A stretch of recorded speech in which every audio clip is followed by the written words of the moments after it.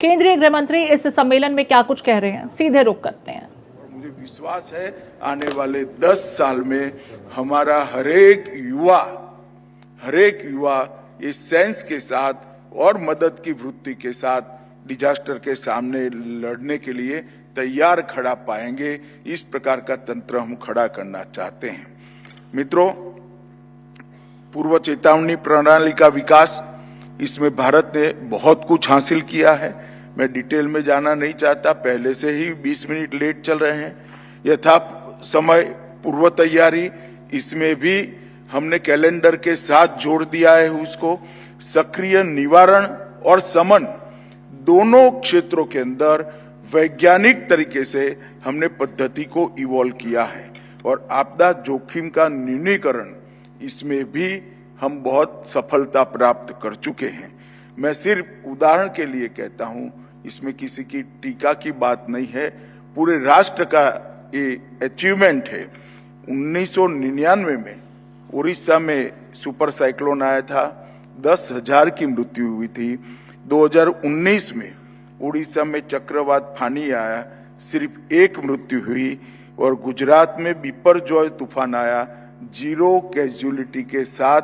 जब मैं 0 कैजुअलिटी कहता हूं तब आपको फिर से ताली बजानी पड़ेगी।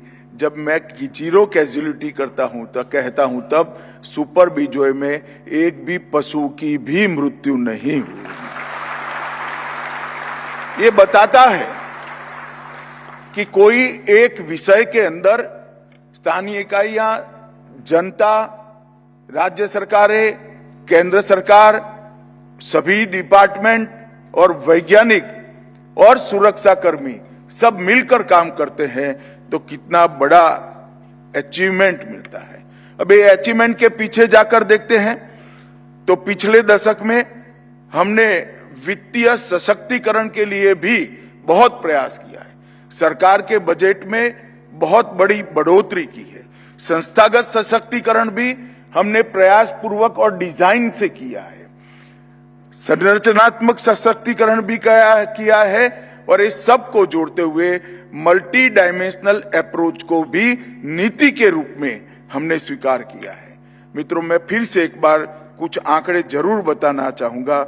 2004 से 14 तक एसडीआरएफ का बजट 38,000 करोड़ था।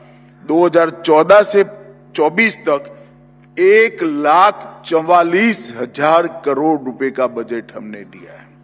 एनडीआरएफ का बजट 2004 से 14 तक 28,000 करोड़ था, अब 84,000 करोड़ हुआ है। और कुल मिलाकर 66,000 करोड़ से बढ़कर 2 लाख करोड़, मतलब 3 गुना बढ़ाने का काम हमने किया है। ये जो वित्तीय सशक्तिकरण हुआ, इसने ये सारे प्रयास को गांव तक पहुंचाने में बड़ी सफलता प्राप्त की है।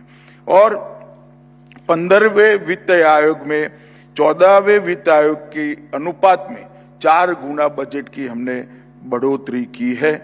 और राष्ट्रीय स्तर पर भी पहली बार राष्ट्रीय आपदा जोखिम प्रबंधन कोष की हमने रचना की।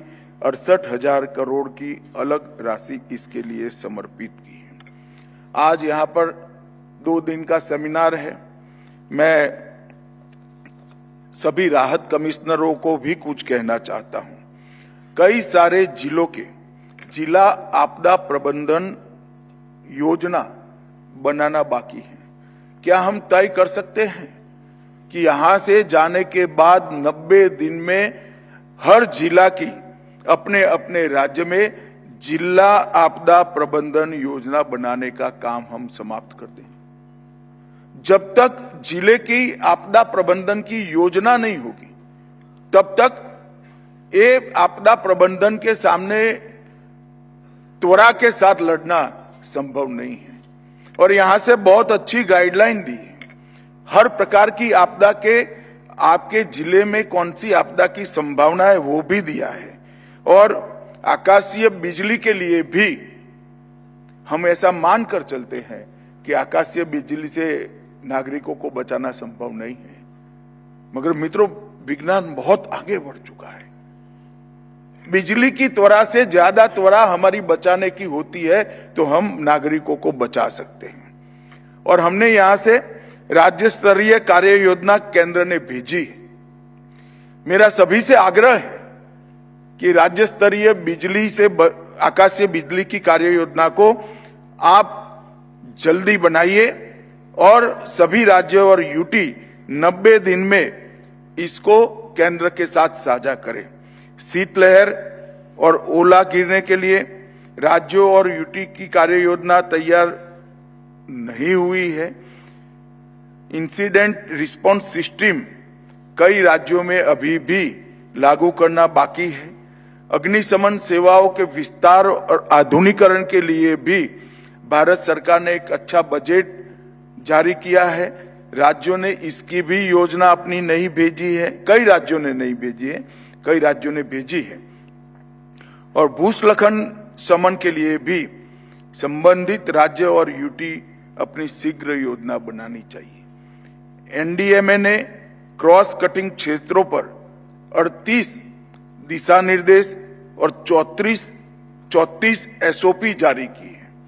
मेरा सभी से आग्रह है, ये दिशा निर्देश और एसओपी को आप जिले तक पहुंचाइए, गांव के सरपंच तक पहुंचाने का काम करना चाहिए। इसको स्थानीय भाषा में शायद यहीं से बनाकर भेजेंगे, परंतु राज्य इसको स्थानीय भाषा में बनाकर नीचे के स्तर तक पहुंचाए, ये बहुत जरूरी है। और हीट वेव से निपटने के लिए भी एक बहुत अच्छा एक्शन प्लान जो हीट वेव से प्रभावित राज्य है उसको बनाना चाहिए। और इसके टाइम टेबल को भी पास्ट के आधार से बनाने की जगह हीट के अनुभव के आधार पर बनाना चाहिए, क्योंकि अब शायद इसका समय पत्रक ईश्वर ने बदल दिया है।